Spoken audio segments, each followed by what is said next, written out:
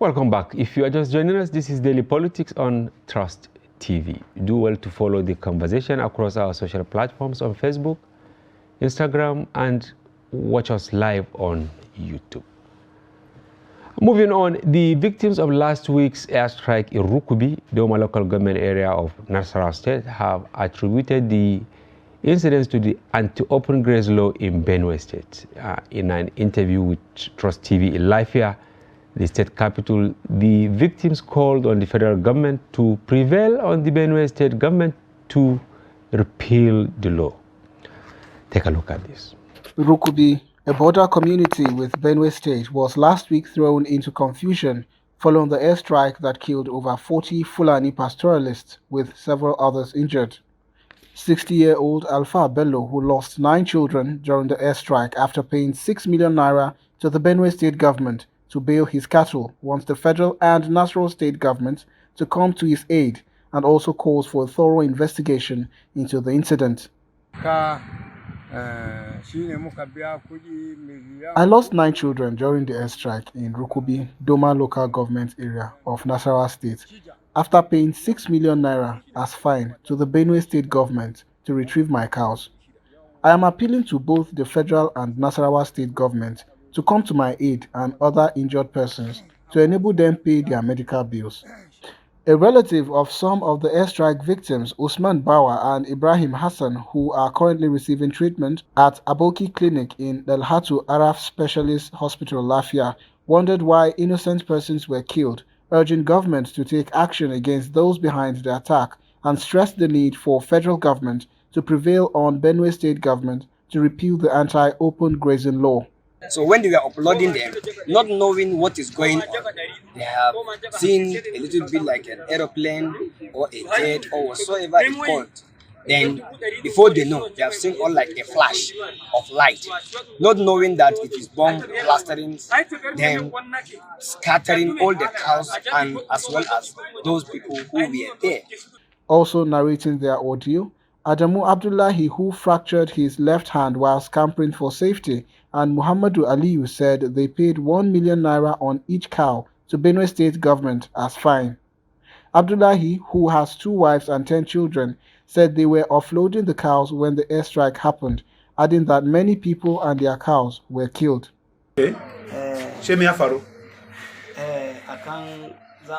I ran when I heard the blast, and in the process, I fell and dislocated my left hand. I am feeling severe pains in my chest, legs, and stomach. I am appealing to the federal government and state governments to please come to our aid. I am calling on both the federal and Nasarawa state governments to thoroughly investigate the circumstances that led to the massive killing of innocent people with a view to bringing those behind the attack to book to serve as a deterrent to others. The chairman, Doma local government area of Nasarawa State, architect Ahmed Sarki Usman, who acknowledged that several people are still missing, called for calm, saying the state government is on top of the situation. You must ensure there is peace and tranquility in the state. And in doing that, you call those that are affected, commiserate with them, persuade them to see reasons why we should not fight each other. We should try and ensure that the law comes to bear. That's exactly what we're doing. And at the moment, I want to assure you that everywhere is calm by the grace of God. At the time of filing this report, no one has claimed responsibility, but pastoralists have accused the Benue State Governor, Samuel Otom, of orchestrating the attack, an allegation he vehemently denies. Those were the victims of the Doma airstrike. We now have the president of the Miyetti Cattle Breeders Association, MACBAN, Othman Ngelzarma, with us in the studio. Welcome to the program. Thank you for having me. We want to extend our condolences to you and the members of your group for what happened. Thank you very much. You have issued several statements, but what happened today is actually different because you called the group the Coalition of Pastoralist Association, CPAN. What informed this? Well, the gravity of the carnage informed this because you have seen what took place I have just watched from the video what actually happened. You have seen the casualties. About 40 people were killed. So many cows were killed. A lot of money is paid as fine to the Benue state government, and apart from the fine, a lot of money is being paid to the livestock guard as a damage as well. And up till the time that I speak to you, some of the cows are still held. As we speak? As we speak now. We were told about 300 cows are still in Naka. Out of the cows that were impounded by the Benue state government, only about half were released to the pastoralists. About half are still with the Benue state government, and nobody is saying anything. And nobody is saying anything. And about over 30 people died. Nobody is saying anything. That is what informed our coalition. And who are in this coalition? Because it's actually monumental. Yes, we have the representative of Miyetti Allah Cattle Breeder Association. That is my association, which is the umbrella body of all the associations. Then under it, we have the Pulpe Global and Right Initiatives, an association that was formed last year, a combination of the Pulpe elites, former governors and what have you. Then we have the Tabital Fulako International that has Lamido Sunusi as the international president, and Mala Isai Guda, the former governor of Bauchi State, as the state chairman of Tabital Fulako in Nigeria. And we have also the John Dejam, who is also represented by his chairman, who is Saidu Mekano from Plateau, and a lot of other smaller groups. We have the Gavdan, who is also represented there. So about 7 groups were there in the coalition. So we have decided to come together on behalf of all the other groups to tell our position to the international community and to the Nigerian government. In one of your press statements, you said genocide, and the theme of today's conference was killing of Fulani by government agencies, a recipe for looming genocide. Why are you using this word? Because genocide is actually a strong word. What can you call this carnage then? People are doing their legitimate business. Their cows have been impounded. They have paid the fine as required by the Benue state government. And apart from the fine, they have also compelled to pay the damage to the livestock guard. And even at that, when the cows were impounded, they were brought into Makodi by foot.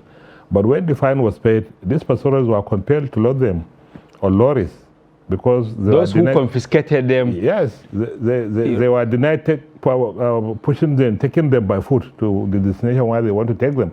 They were compelled to have vehicles and take them out of Benue. And even after doing that, at the point of offloading, they were attacked. So many people were killed.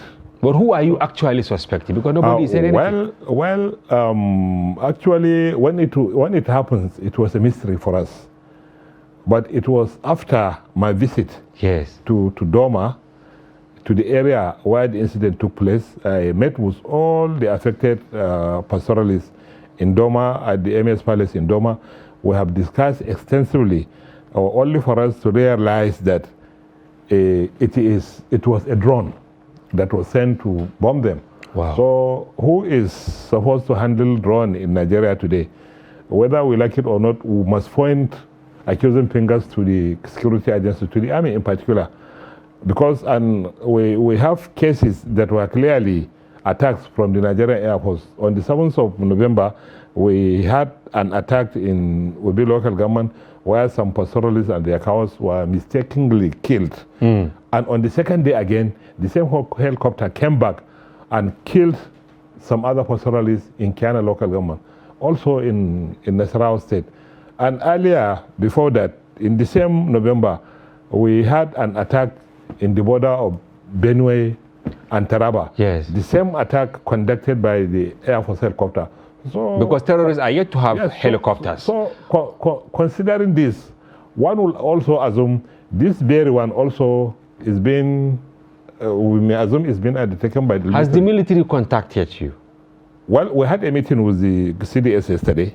We had reported what actually took place. We had reported our findings in Doma to him. We told them this is the thinking, this is the damage, these are the loss, these are the number of people who were killed, and this is the circumstances of how the carnage took place. And the rest, we told him everything. And we clearly tell him our demands. We need proper investigation to fish out the perpetrators of this act and bring them to book for punishment. We also require them to tell us the fate of those who have lost their families. What is the government going to do with them? People have lost their loved ones. And this is where I wanted to, because while going through the text of your speech, you said between 2017, right, and now, over 3,000 Fulani herders have been murdered in cold blood, thousands more sustaining injuries, some incapacitated. And through the near-daily cattle raid expeditions carried out by Othman's militia, over 200,000 heads of cattle have been rustled, and over 400 million have so far been paid to Othman in Benue. Exactly, to Benue State How did you arrive at these figures? And the livestock, they are really alarming. We all have our records. We have the receipts that are used by the government. And you have the names of these people, over 3,000. We have them. We have them. When this thing started for a very long time. What the Benue State and the open grazing law brought is so damaging to Benue State, not only to the pastoralists, even to the farmers. When Othman brought in this law, he said it is going to be a win-win.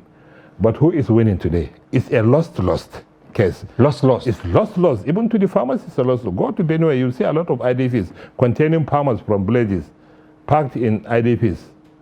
What brought about this? It is the law. Since the law, since Othman established the law with a bad intention to specifically chase out pastoralists out of Benue, what do you expect? You think the law was not made in good faith? Is the law made in good faith? Look at the title of the law. But before he said this law, he met with the presidency. Well, that is up to him. But the title of the law says open grazing prohibition and ranching establishment. One will assume ranches must be established before imposing the law. Today, as I speak to you now, there is no one single established ranch in Benue. Even Othman's personal cows are doing open grazing in Benue. Aha, because you've been talking about herders, and the general term, I can be a herder, any other person can be a herder. Yes. Are there herders that are indigenous to Benue and nothing is happening to them? We may assume so, because there are some teams who are also owning cows, including Othman himself. He has cows. His cows in a ranch. There's no one single established ranch in Benue up till today that we speak now. No one single ranch.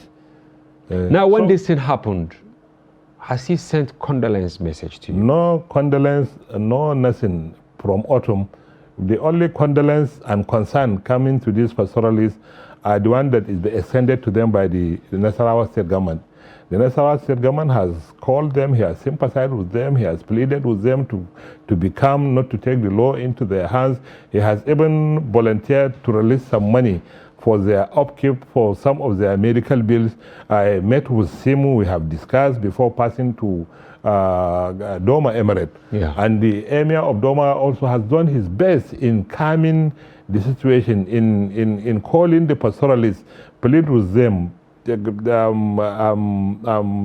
talk to them to become, not to take the law into their hands. What is happening to the families, wives, children of all these able herders that have been killed over years? Where are the families? Nothing up till now. Not even a message of commiseration from the federal government. Nothing. Not any concern. Not any concern from either the military or the Nigerian federal government. I didn't come across anyone of them.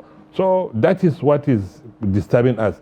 That is what informed the coalition to go on an international press conference. Okay, now what do you intend to do? This group that you now call, it's like you have coalesced into a force. Are you thinking of writing formally maybe to International Court of Justice? Oh yes, why not? We'll do all that it takes to make sure that these people have gotten the right attention they deserve.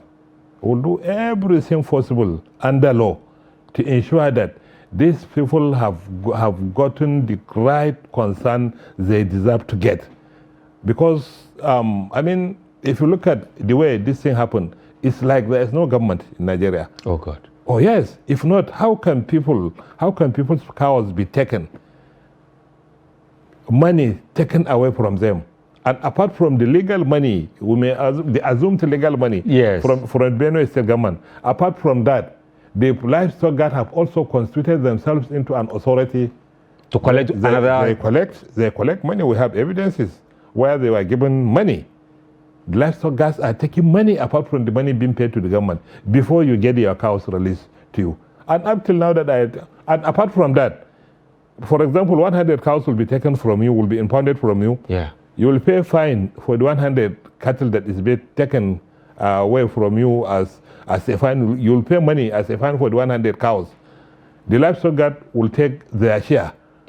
When the cows are released to you, you realize 30 or 40 of them are not there. They are missing. And you cannot do anything. Either dead or being wrestled. So we see this livestock guard as a bunch of cattle rustlers, because the way they are treating the pastoralists in Benue, the way the Benue governor has allowed them to do what they like. I mean, it's like there's no government in Benue. Finally, in the statement, you mentioned other states. We have run out of time, but is this just peculiar to Benue, or you have issues in other states? In 1 minute. No, this very happening is only peculiar with Benue state. Some other states that have established the law, it has fizzled out somehow. It has somehow fizzled out because in most of the states it's a political law to maybe satisfy the concern of the youth. Yeah. Because of the negative profiling against the pastoralists, so everybody sees an average pastoralist as a criminal. So some of the governors were compelled to make the laws. Yeah, but they are not really active. But they are not really active. But in Benue, it is a systematic elimination of the Fulanis out of Benue. That is the intention of Autumn. That is the reason why Autumn established that law. That is the reason why Autumn enforced the law even before the establishment of the ranch. So the intention is very clear that the law is intended to chase out pastoralists out of Benue. I wish we had more time because you have listed many demands, but I just want the biggest of the demands that you want from the federal government. The biggest we demand is apology first. Okay. Apology and commiseration from the authorities. Then second, investigation. This is absolutely necessary. Investigate, because these things have been happening. Compensation? So there has to be investigation, then followed by compensation to the victims. All right. Thank you very much, Baba Ngelzarma, Chairman, MACBAN Association of Nigeria. And you are leading the CFAN, this coalition of different flight groups. Yes. We once again commiserate with you over what happened. May the soul of the deceased rest in peace. Amen. Thank you very much. Viewers, that's a wrap on today's program. Do well to collect your permanent voter's card and make a commitment to vote in the forthcoming election to guarantee a better future for all of us. Thanks for joining, and do join us again. I'm Hamza Idris.